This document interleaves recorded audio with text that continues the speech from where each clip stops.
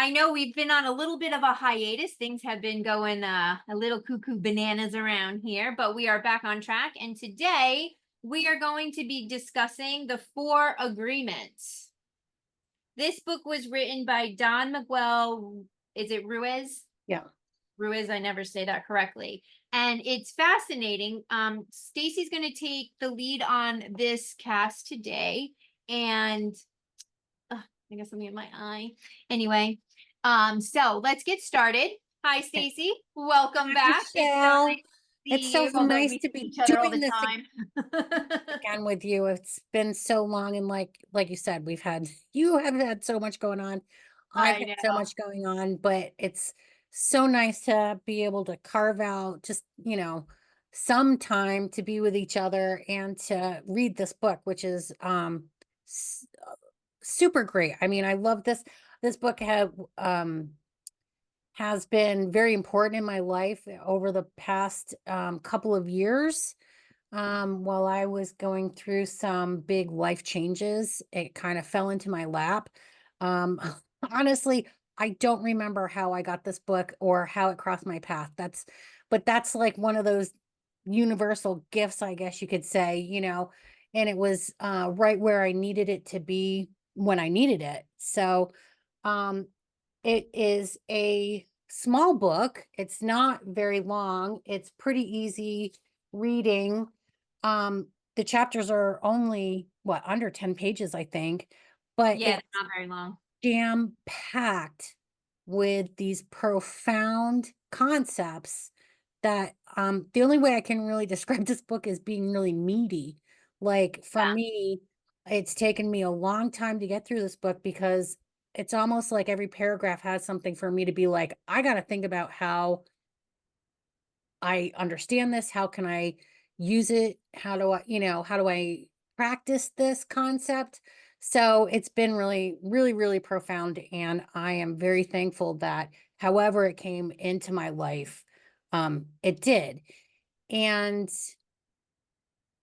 the way it kind of surfaced, like I said, I got this several years ago, read it, and it's been again floating around my house this year. And I was working with one of my clients, and I just went, "Oh my gosh, you need to read this book." And so she and I decided to read it together. And that's how I started reading it. And then I was sharing it I have a Facebook group, and you and I have been talking about it. And you had the great idea of creating this series, which is a new thing that you and I are doing. We've never done a series before. Right. So, so that's kind of how this whole thing came about pretty organically, really. So, Yeah, yeah. yeah. Yeah, I've been going through and taking notes, although I don't know why I take notes because I'll take them and then I never look at them again. It's like I have books and books of notes, and maybe it's just the way I process the information. Yeah. But I've been going through, and you're right. It's like, when you're highlighting something, you're just supposed to highlight the points, the main points. And I'm like, highlight, highlight, highlight. And like, there's nowhere to stop Yes. because every paragraph has, the main point in it. Yeah, Yeah.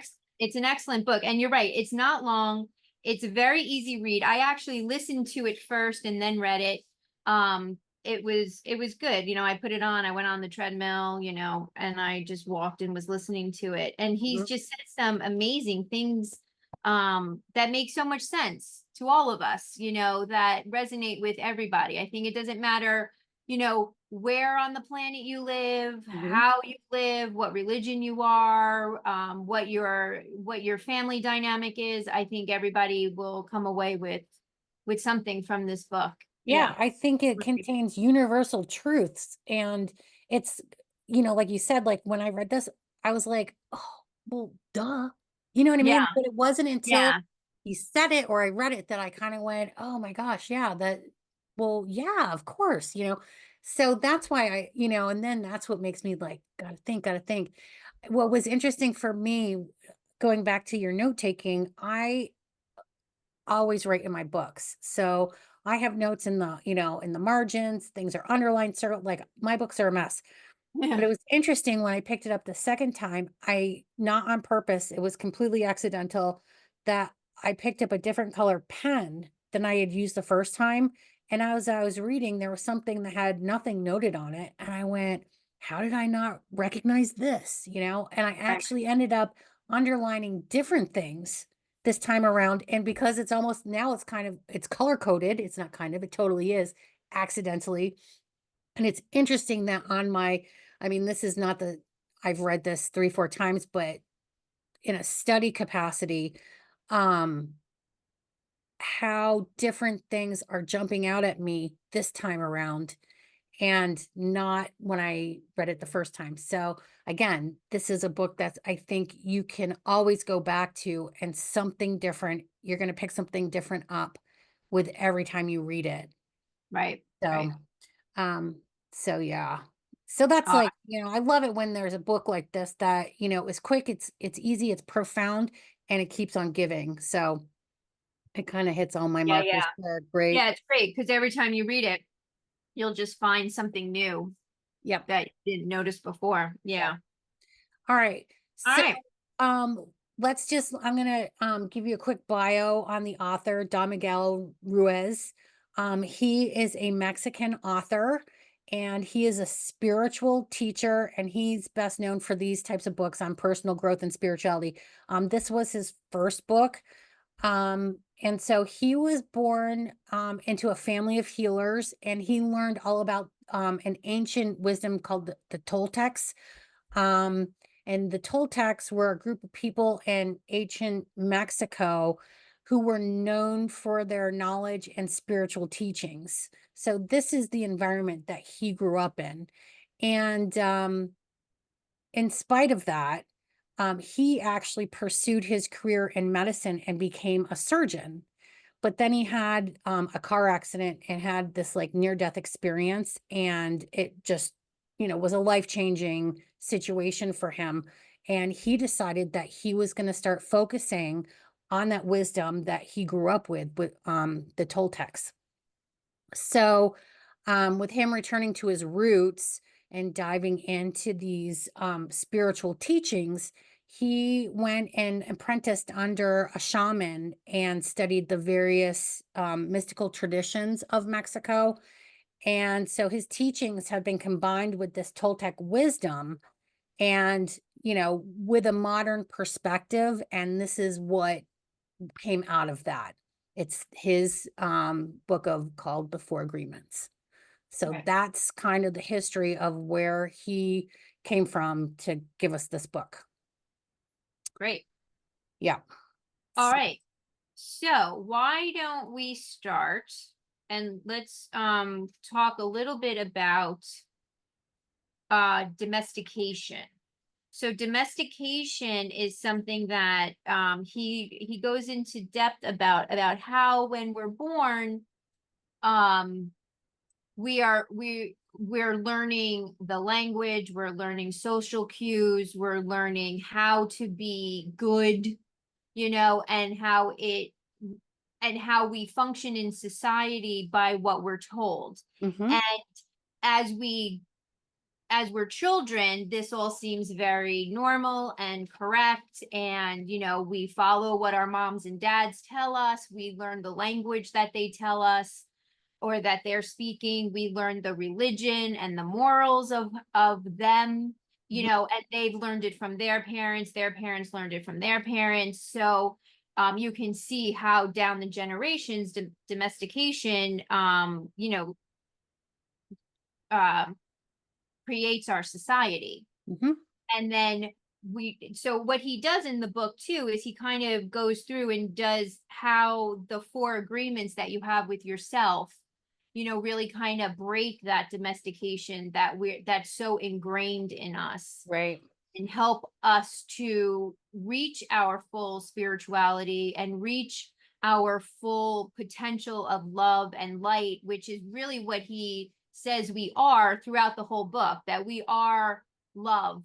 Yes. We are the light of the world, and we Yes. are all connected with one another, and how we function with one another is all part of that domestication as well. And are we hurting ourselves because of that? Are we gaining on ourselves? Like what we take away from that. So that's all in that this first chapter that we're going to be discussing today. Before we get into the four agreements, it's very important to understand what the domestication is so that when we go into the four agreements, we really understand um why you need those four agreements and how it's going to work against or with the domestication that you have been taught your entire life, to the point where you don't really even know that you've been taught it. It's just part of you. It's part of Right. how you function in society.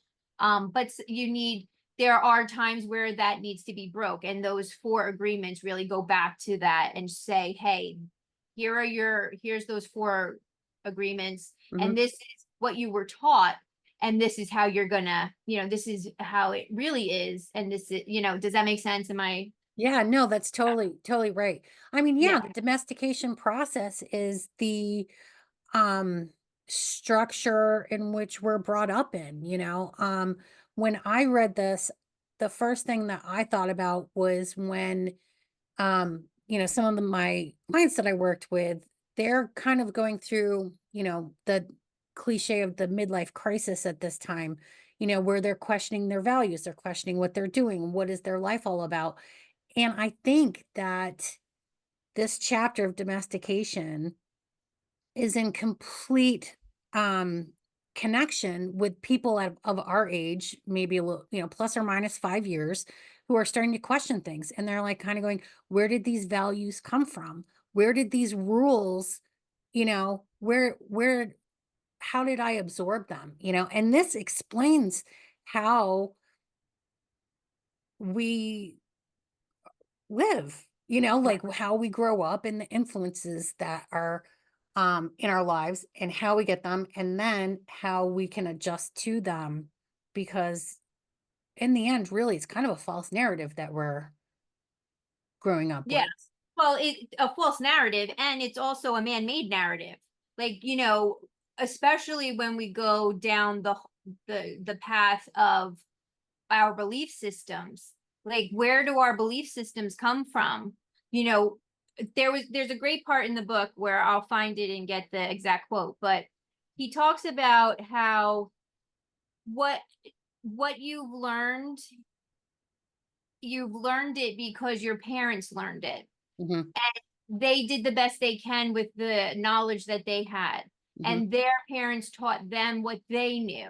Hmm. And so to blame a parent or a caregiver for instilling their morals and values on you, they were doing what they knew how to do. So I know that there's a lot of like, well, why did we have to do it this way, and why do you believe this? And you believe it because you were brought up in an environment where this was believed, this Hmm. was the norm. I Yeah. mean, you can take this and move it into like very extreme religions Hmm. where they're all taught, this is how you live, these are your rules. And Hmm. you see that as people who are in those types of communities, that people do break out of them because they've realized that they were domesticated into believing that this was the way to be good.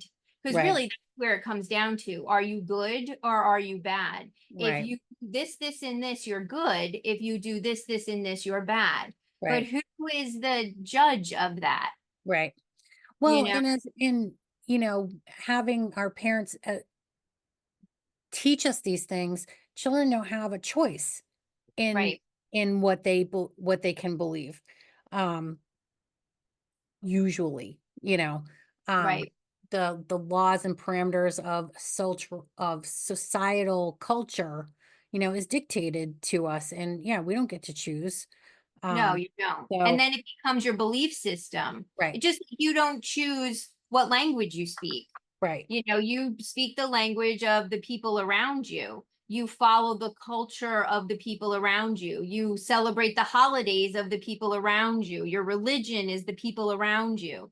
And yeah, then so then it's so ingrained in you that it seems to be you, part of you, but it's not. It's something that was not inflicted, but something that was ingrained in you. Right, And right, then I think when you get to this part of your life where we are now, um, and you start to think, hey, wait a minute, I don't really believe this. I don't really, understand this. And I'm tired of trying to make this fit into the box that it's supposed to be in. right. I have Well, a great example of this. My parents did not raise us in any kind of religion, right? My mother did not believe in religion. My father, could care less. I come from a Catholic family, besides my parents. And so both sides were Catholic. And growing up, my sister and I were the only two that didn't go to religion and didn't get confirmation and mm, communion and all of the sacraments that all my cousins were getting. And mhm, I come from a very, very big family who still all live almost like a mile around me. mm, I see them quite a bit.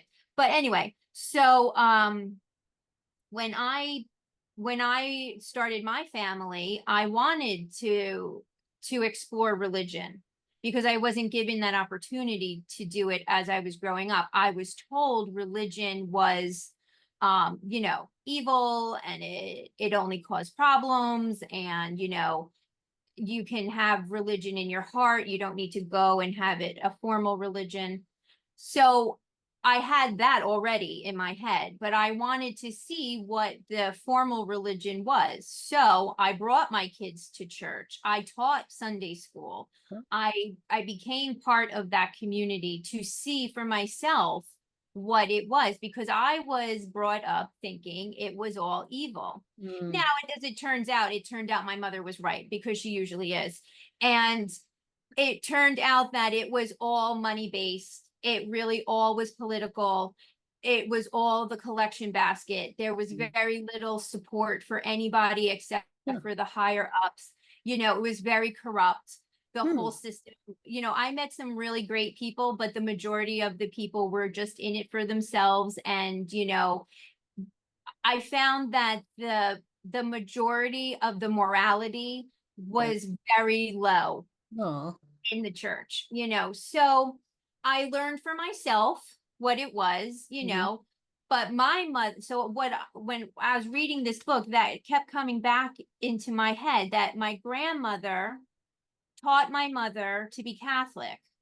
My mother then decided to not do that. So she changed the domestication that she was taught and then gave it to me. And then I tried to change it and realized that, yeah, I should have just stayed where I was. But I at least gained the knowledge yeah, to be able to make an informed decision, which is not the luxury most of us get when this right, is happening. We don't get to choose what language we speak or what God we believe in or how to raise our families. It's already done for us. And right. I at this age now, at 50 years old, now we're like, wait a minute, I need to change something. This is not what I want. This is what you Yeah. wanted, or this is what you were taught. This is what I was taught, but this doesn't make any sense to me anymore. And, and it's interesting because with that, getting to the point of being older and knowing that you do have choices that we didn't know when we were younger, Mhm. um, part of the domestication process is, and this is one of the things that I have and underlined, yeah, Highlighted. is that he says that, you know, we train the children, um, the same way we train domesticated animals, right? Right, With exactly. like you're a good girl, you're a good boy, you're Yep. following the rules, you're doing a good job. Yeah, And the key thing here was that when we went against the rules, we got punished, exactly. right? And so it was so then it becomes fear-based. And he says with this fear of being punished and that fear of not getting the reward, love, attention, affection, whatever it is, all the positives, we start pretending to be what we aren't just to please others and to be good enough for someone else. Right. And for Right. me, I was like, like that's Yeah. huge. You as a child are trying to navigate a system that's put upon you to learn how to play the game right so that you do get the rewards. of it instead of being true to yourself. And I think that's why, fast forward 40 years, you get to the point where you're like, who am I? Or why am I living this way? Why am I so filled with discontent? And it's Right. because out of fear of punishment, Mhm. become something that we aren't, we lose our true self. Right. Well, just think about it in terms of the extreme religions, where they become cultish, Hmm. where they're trying so hard to please their God. They're not even trying to please a person anymore, like a living person that's here. Hmm. They're trying to please an entity that they own, that they it's only faith-based. They don't even know if it's really there or not. And so you can see where these extremes where you're like good, you have to be good. You have to follow these rules in order to be good. If not, you're bad. And if you're bad, you know where you get sent. Right. Like, you can see where this domestication can really be very dangerous in Hmm. some communities. Everybody knows, about all the cults. Cults run the same way. It's all fear-based. It's Hmm. all you have to do this, this, and this, or you're going to go here, Hmm. and it's very, yeah, it would be lovely to send this book to a cult and say, here, why don't you read this and see what comes out of it? But unfortunately, sometimes domestication is so ingrained Yeah. that you can't even kind of see what's really going on Right. around you because you're living in your own kind of what he describes as a dream state Hmm. where we're all in our own dreams, and then our dreams kind of connect to each other, and that's how we relate with each other. But in Hmm. our own reality, it really is kind of like a dream with parameters, where when we go to bed, it's a dream without parameters. Right. So you can see kind of how domestication can really corrupt uh communities. Yeah. And that, yeah, I found it very fascinating. Just this one chapter where this chapter is the shortest one. It's only maybe 15 pages, not even. I don't even Yeah. know. It's not very long at all, but it's got all this packed into it, and it makes so much sense, especially with what's going on now, with politics around the world and religion and how they're intermingling with each other. Hmm. Um, just how we're all kind of in this boat together. Some of us might be sitting on the right side, some might be sitting on the left, some may be sitting in the middle, but we're all in it together. Our you know our our the words went out of my head. Menopause. Anyway, you know what I'm trying to Yeah. say. We're all in the boat together. We're all having the same experience. And yet, because of how you were domesticated, you think one way or the other. Right. And yet, once we all realize we're all sitting in the same sinking boat, then we need to work together on this, you know? Yeah. Yeah. And it's these rules that, to kind of tie in the title, is that these are the agreements that we believe in. I mean, for me, I would probably say like our morals or our values, but he is using the word agree. We're agreeing with these concepts as truths. And so we take it and that becomes our belief system. And Right. yeah. And so what I liked about this chapter was, he went into the whole explanation of, basically kind of growing up. But then towards the end, he starts talking about how we deal with ourselves and how Mhm. we're looking at ourselves.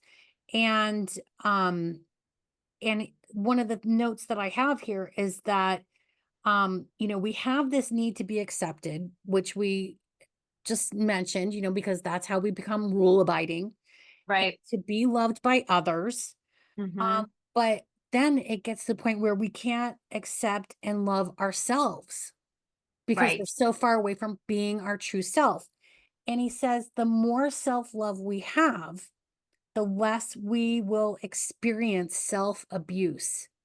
And I was just like, oh my gosh, like, let's chew on that for a while, right? Yeah. I mean, um, and self, Because we self-abuse ourselves constantly. I mean, how many times do you look in the mirror and go, oh my God, I am so fat? Or, oh my God, what is wrong with me yeah, today? Like I Yeah. say that to myself constantly. Like I'm constantly going, what the hell's wrong with you today? Like get out of your own way, Yeah. you know? Yeah. But you're taught that, and you're taught that deprecating yourself is good, that you should not like yourself, that if Right. you do like yourself, there's something wrong with you, and Yeah.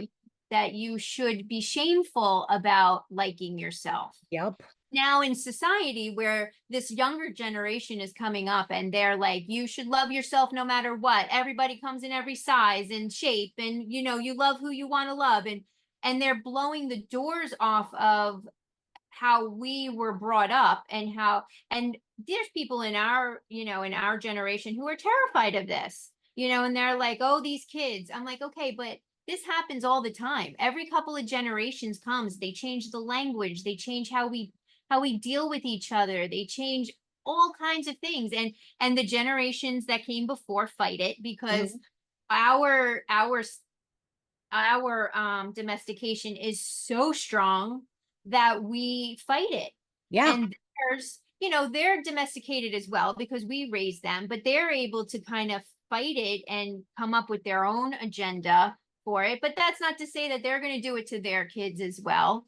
you Right. know like they're going to do it too. It's going to be different than ours. They're going to tell their kids, oh, everybody's great, every size is great, every nationality is great, and then a couple Yeah. of generations down they're going to change that.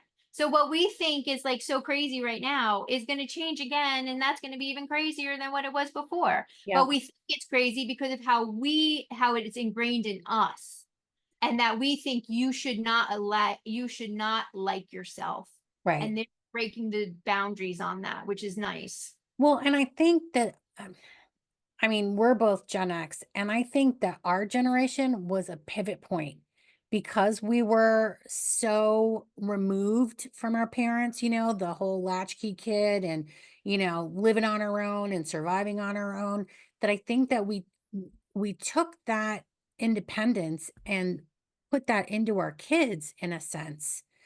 Um, Hmm. I know that my kids are raised completely different than how I was, and they see things so completely different. I think the whole generation sees things completely different, but I think it's because of what we experienced and how we were so independent that Hmm. you know what I mean? Like Yeah. that domestication has evolved, you know? Right. Yeah, which is exactly what you said. But yeah, it's it's yes, this whole self-talk and the whole negativity and, yeah, I have my daughter. I've tried to be so self-aware of the things that I say around her, you Yeah. know, and and of course I slip up, I'll mutter something under my breath and she'll correct me, and be like, that's not true. And I'm Right. like, Right. oh, it's great, But that's the purpose of, like, I think you have to get to that point of knowing that you are almost in a cage, and how do you break out of this cage? Right. And again, I'm gonna, like, through this whole series, I'm gonna be quoting this book. But so towards the end of this first chapter, he starts talking about this new dream of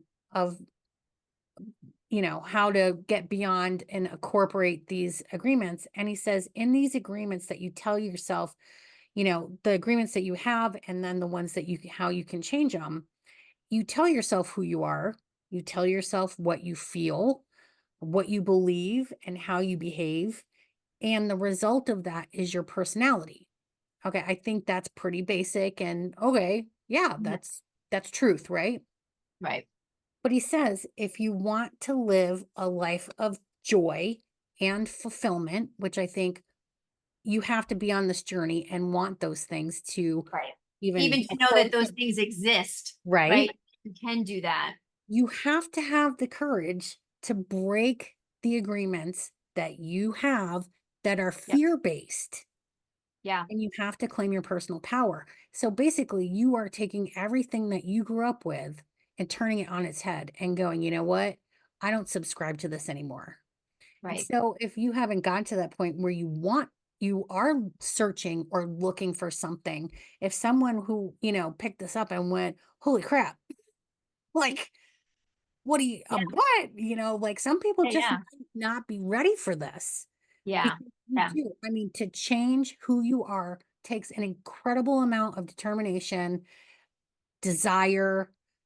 I can remember I was a smoker, and I can remember my last cigarette. I was sitting on my back porch and I was just like, God, I just hate this. Like, I hate how I do this. I just want a new life.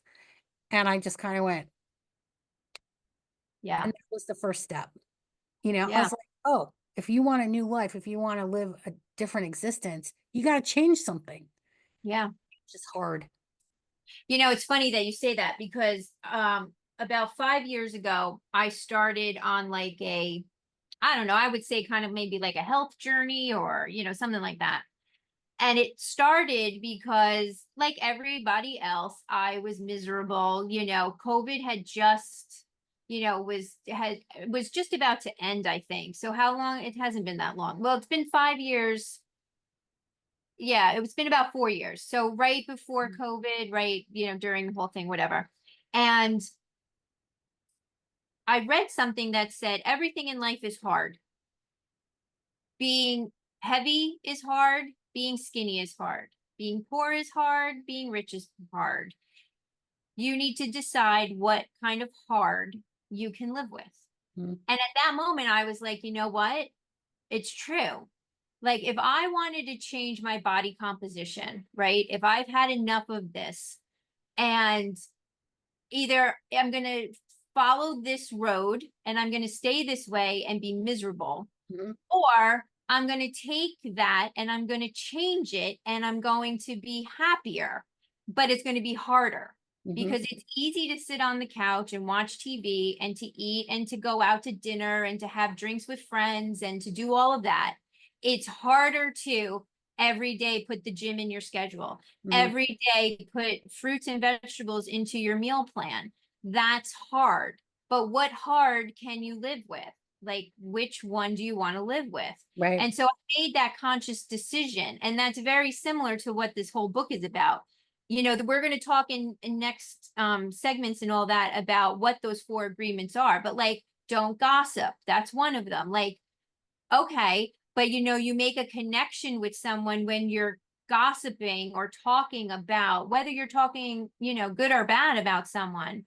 You're in a contract now with that other person, and now we're going to discuss somebody else who has nothing to do with the two of us, Mhm. but it's going to bond us. Now, do we want to stay with that? How do you feel after you're done talking about somebody else, good or bad? And you have to make that conscious decision. Is it worth it to kind of cut that one down to stay focused with this one? So there's a lot of that. What hard do you want to work on? What is important to you? And if it's important to you, then these agreements are not difficult to adjust. You just have to be conscious about it Mhm. and keep reminding yourself, which hard do I want? Yeah. Yeah, Yeah. that's spot on. Oh, good. Because half the time I'm not listening to myself. So good. Yeah, no, I think that's a Yeah. great wrap up of where we're going in the next couple of episodes with this. So, Yeah. Excellent. All right. So that was chapter one, domestication. It's the four agreements by Don Miguel Ruiz. This is what the book looks like when you go to the store to get it. It's cheap. It's only like what? I think I paid $9 for it. It's an excellent read. yep. Um, Next time, we are going to start talking about the first agreement. Yep. And the first agreement is be impeccable with your words. So I look forward to that discussion that we will have next. Anything else No, I before I think that was great. sign off? Yeah. All right. Well, thank you, thank you. This is Lady Lane. I forget what I say each time, but thank you for being you. Thank you for coming. Thank you for listening. We look forward to seeing you again. Goodbye, everybody. Mwah.